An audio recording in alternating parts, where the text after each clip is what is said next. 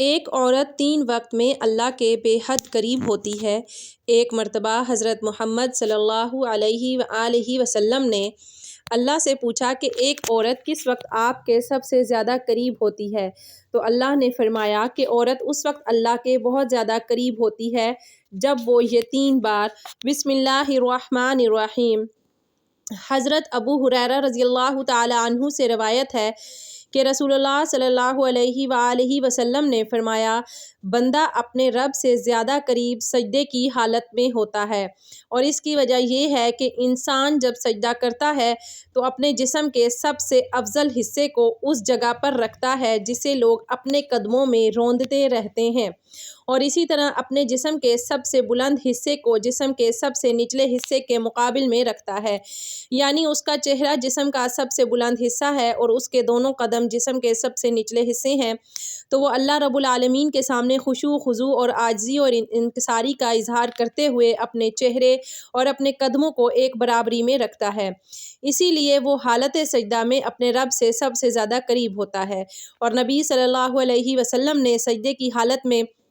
کثرت دعا کا حکم اس لیے دیا ہے کہ اس حالت میں بندے کی ظاہری حیت اور اس کی دعا دونوں رب العالمین کے لیے عاجزی اور انکساری کا مظہر ہوا کرتے ہیں، اسی لیے بندہ سجدے میں سبحان ربی الاعلیٰ کہتا ہے، جس میں اس بات کی طرف اشارہ ہے کہ اللہ عز و جل اپنی ذات و صفات میں بلند و برتر ہے، جبکہ انسان اللہ تعالیٰ کی عظمت و جلال کے مقابل میں انتہائی نیچا اور کمتر ہے۔ اللہ رب العزت کی صفات عالیہ میں ایک بہت نمایاں صفت اللہ کی شان رحمت ہے۔ اسماء حسنیٰ میں الرحمن اور الرحیم دونوں اسی صفت کے ترجمان ہیں، اور ان میں اللہ کی رحمت کی کثرت، عموم، تسلسل اور دوام سب کی طرف اشارہ موجود ہے۔ قرآن مجید میں سینکڑوں مقامات پر اللہ نے اپنی صفت رحمت کا ذکر کیا ہے اور حوالہ دیا ہے۔ تمام قرآنی صورتوں کے آغاز میں جو آیت تلاوت کی جاتی ہے اور تمام اہم کاموں کا آغاز جن مبارک کلمات سے کیے جانے کا حکم ہے وہ بسم اللہ الرحمن الرحیم ہے، جس میں اللہ کے رحمان سب پر مہربان اور رحیم بہت مہربان ہونے کی صراحت ہے۔ قرآن میں مستقل ایک سورت سورہ رحمان کے نام سے موسوم ہے جسے قرآن کی زینت قرار دیا گیا ہے۔ اس کا آغاز بھی صفت رحمان کے ذکر سے ہوا اور پوری سورت میں ابتدا سے انتہا تک اسی صفت کے ثمرات اور نمونوں کا بیان ہے۔ اس کے علاوہ بہت سے مقامات پر گناہگاروں، گناہوں اور جہنم کی سزاؤں کا ذکر ہے۔ ذکر کے بعد اللہ نے اپنے غفور اور رحیم ہونے کی صراحت فرمائی ہے، اور کئی مقامات پر اللہ تعالیٰ نے اپنی طرف رحمت کی نسبت کی ہے اور کئی جگہ اپنی رحمت کی وسعت کو بیان فرمایا ہے۔ اس حوالے سے ارشاد ہے، تمہارے رب نے اپنے اوپر رحمت کا معاملہ لازم کر لیا ہے۔ اللہ کی اسی شان رحمت کا مظہر ہے کہ اس نے اپنے احکام سے بغاوت کرنے والوں اور گناہوں میں مبتلا افراد کو توبہ استغفار اور اپنی طرف رجوع کا حکم دیتے ہوئے انہیں نا امیدی سے نکالا ہے، اور اپنی رحمت کی امیدوں کی ڈور انہیں تھما دی ہے۔ چنانچہ فرمایا، اے میرے وہ بندو جنہوں نے اپنی جانوں پر زیادتی کر رکھی ہے، اللہ کی رحمت سے مایوس نہ ہو، یقین جانو اللہ سارے گناہوں کو معاف کر دیتا ہے، یقیناً وہ بہت بخشنے والا بڑا مہربان ہے۔ بس تم اپنے رب سے لو لگا لو، تم اللہ کی رحمت سے نا امید مت ہو جاؤ۔ واقعہ یہ ہے کہ اللہ کی رحمت بہانے ڈھونڈتی ہے، اور بسا اوقات بندوں کی بہت معمولی نیکیاں بلکہ دل سے احساس ندامت، آنکھوں کے چند قطرے اور معافی کے بول اللہ کی رحمت کو جوش دینے میں کامیاب ہو جاتے ہیں، اور انہی پر اللہ کی طرف سے تمام گناہوں کی مغفرت اور جنت و رحمت کا فیصلہ ہو جاتا ہے۔ احادیث میں جگہ جگہ ذکر آیا ہے کہ ایک بدکار عورت کو صرف پیاسے کتے کو پانی پلانے کے عمل پر اللہ کی طرف سے مغفرت عطا فرما دی گئی، اسی لیے آپ نے ہدایت فرما دی ہے، تم کبھی کسی نیک کام کو ہرگز حقیر اور معمولی نہ سمجھو۔ کسی نیکی کو معمولی سمجھنا اور اسے چھوڑ دینا بے حد خطرناک بات ہے۔ بہت ممکن ہے کہ اسی نیکی کی وجہ سے اللہ کی رحمت متوجہ ہو جائے اور بیڑا پار ہو جائے۔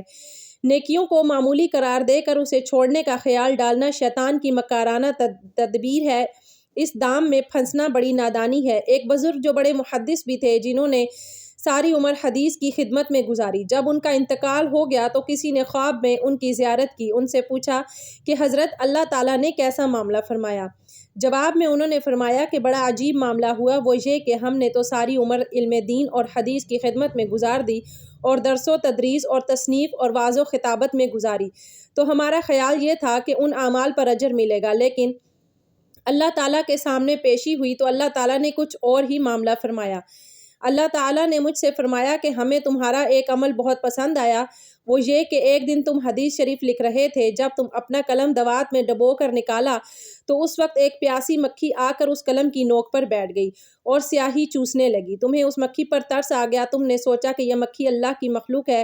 اور پیاسی ہے، یہ سیاہی پی لے تو پھر میں قلم سے کام کروں۔ چنانچہ اتنی دیر کے لیے تمہیں اپنا قلم روک لیا اور اس وقت تک تم نے قلم سے کچھ نہیں لکھا جب تک وہ مکھی اس قلم پر بیٹھ کر سیاہی چوستی رہی۔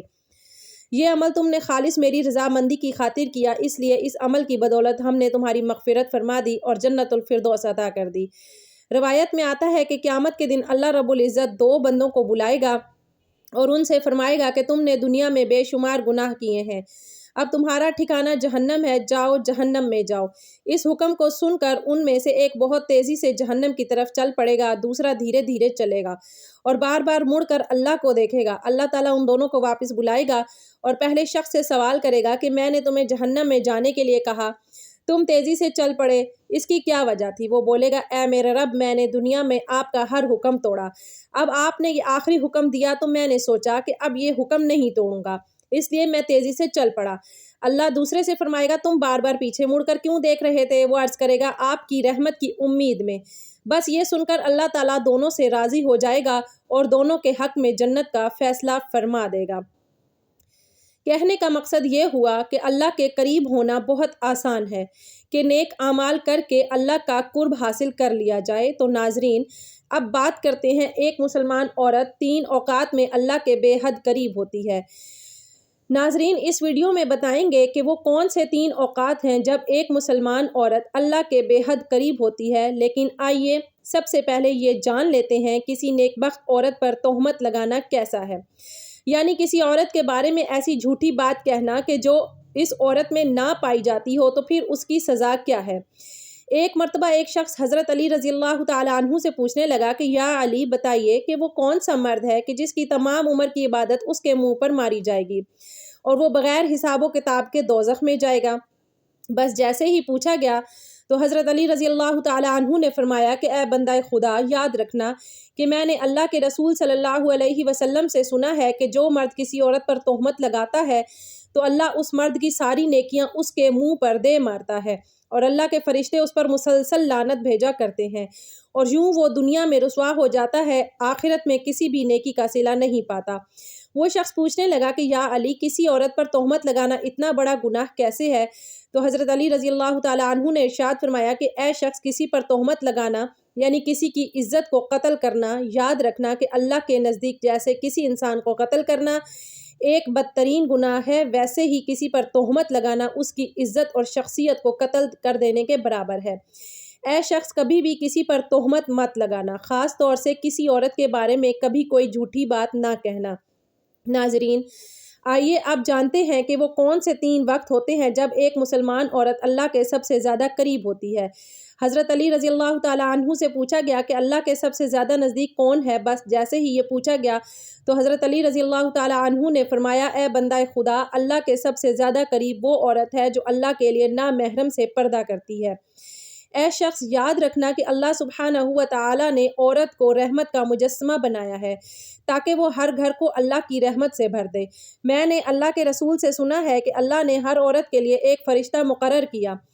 تاکہ وہ عورت کے دل کی آواز کو سنے اور فوراً اس کی دعا کو اللہ کے دربار میں پہنچا دے۔ لیکن افسوس تو یہ ہے کہ جب ایک عورت بے پردگی اختیار کر کے زندگی گزارتی ہے تو وہ فرشتے اور اللہ کی رحمت عورت سے دور ہو جاتی ہے اور یوں عورت دکھ اور تکلیف کا شکار ہوتی جاتی ہے۔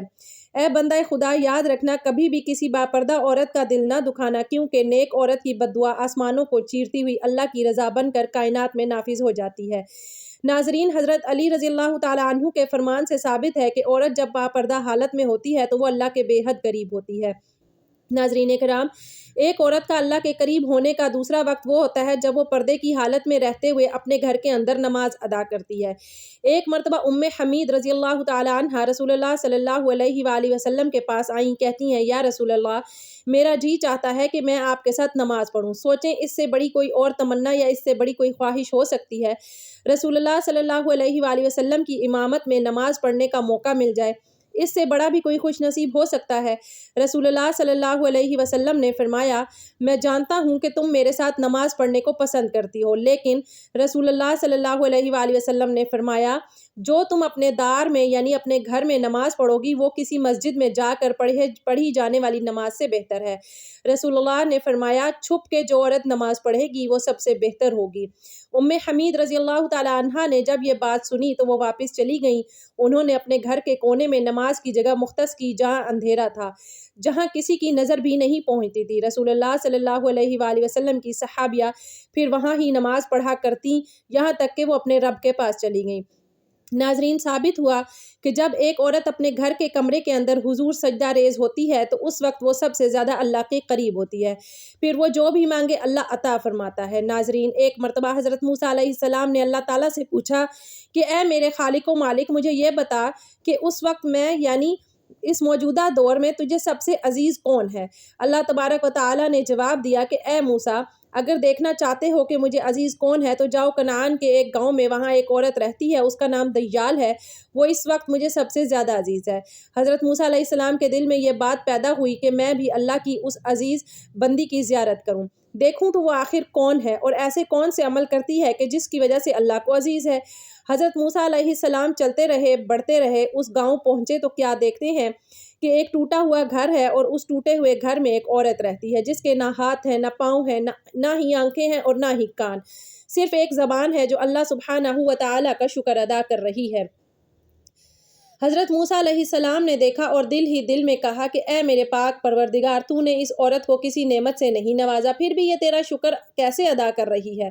بس حضرت موسیٰ علیہ السلام یہ سوچ رہے تھے کہ وہ عورت کہنے لگی اے موسیٰ، تو اللہ کا نبی ہوگا، اللہ کے لیے یہ نہ کہو کہ اللہ نے مجھے کچھ نہیں دیا، اللہ نے مجھے جو کچھ دیا ہے میں تو اسی کا شکر ادا نہیں کر سکتی۔ تو حضرت موسیٰ علیہ السلام نے پوچھا کہ وہ کیسے؟ تو عورت کہنے لگی اے موسیٰ، اگر اللہ مجھے قدم دے دیتا اور میں ان قدموں سے چل کر باہر جاتی تو یقیناً گناہ کرتی، لیکن اللہ مجھے عزیز رکھتا ہے اس لیے ایسے تمام گناہوں سے بچا لیا۔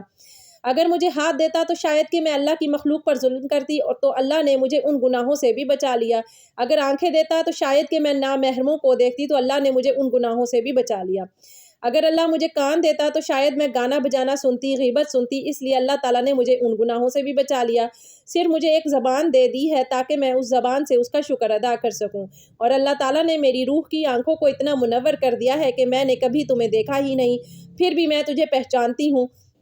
تو اب بتاؤ کہ میں اس کریم اور رحیم اللہ کا شکر کیوں نہ ادا کروں؟ تو ناظرین، یہ سب سن کر موسیٰ علیہ السلام رونے لگے اور کہنے لگے کہ تمہارا ایمان تمہیں اللہ کے قریب کرتا ہے۔ تو ثابت ہوا کہ اگر اللہ کسی عورت پر کوئی آزمائش ڈالتا ہے تو اسے چاہیے کہ اس آزمائش پر راضی ہو جائے اور ہمیشہ اللہ کا شکر بجا لائے، کیونکہ ایسی عورت جو آزمائشوں کے باوجود اللہ کی شکر گزار ہوگی، پھر یہی وہ وقت ہے جب وہ اللہ کے بے حد قریب ہو جاتی ہے۔ اللہ تبارک و تعالیٰ سے دعا ہے کہ وہ ہمیں نیکی کی بات کو سننے، سمجھنے اور اس پر عمل کرنے کی طاقت و توفیق عطا فرمائے۔ آمین ثم آمین۔